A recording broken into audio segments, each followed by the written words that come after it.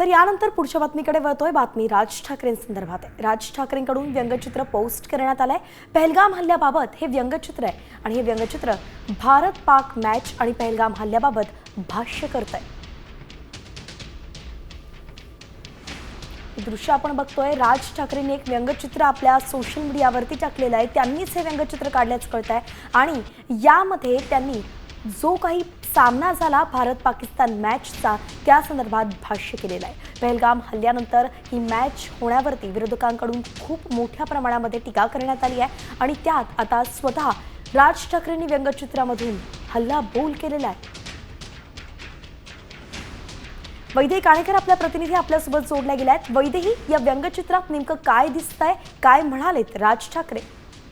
नक्कीच आपण बघतोय की अनेक महिन्यांच्या नंतर राज ठाकरे यांनी व्यंगचित्राच्या माध्यमातून सरकारवर टीका केलेली बघायला मिळत आहे. खास करून केंद्र सरकारला त्यांनी लक्ष केलेलं आहे. एकीकडे पहलगाम हल्ल्याची जखम ताजी असताना दुसरीकडे ICC मार्फत भारत पाकिस्तान जी मॅच भरवण्यात आली होती त्यानंतर मोठ्या प्रमाणात सरकारवर टीका करण्यात आली होती. एकीकडे जखम ओली आहे, दुसरीकडे अशा पद्धतीने पाकिस्तान बरोबर मॅच करणं कितपत योग्य आहे, त्यातच पाकिस्तानाला हरवलं या संदर्भात मृतकांना जे आहे ते ICC तर्फे सांगण्याचा प्रयत्न होतोय का, असं देखील या व्यंगचित्राच्या माध्यमातून दर्शवण्याचा राज ठाकरे यांनी प्रयत्न केलाय. खास करून अमित शहा यांच्या चेहऱ्यावरील जे एक्सप्रेशन बघितले तर ते स्मित हास्याने पहलगामकडे पाहत असल्याचं बघायला मिळतंय. त्याच्यामुळे निश्चितच अनेक टीकास्त्र जे आहेत ते या व्यंगचित्रा माध्यमातून राज ठाकरे यांनी केंद्र सरकारवर केले आहेत.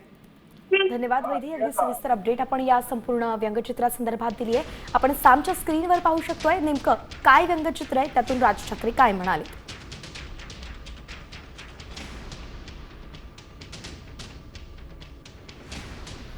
आता isakal.com आहे देशातील नंबर 1 ची मराठी न्यूज वेबसाईट.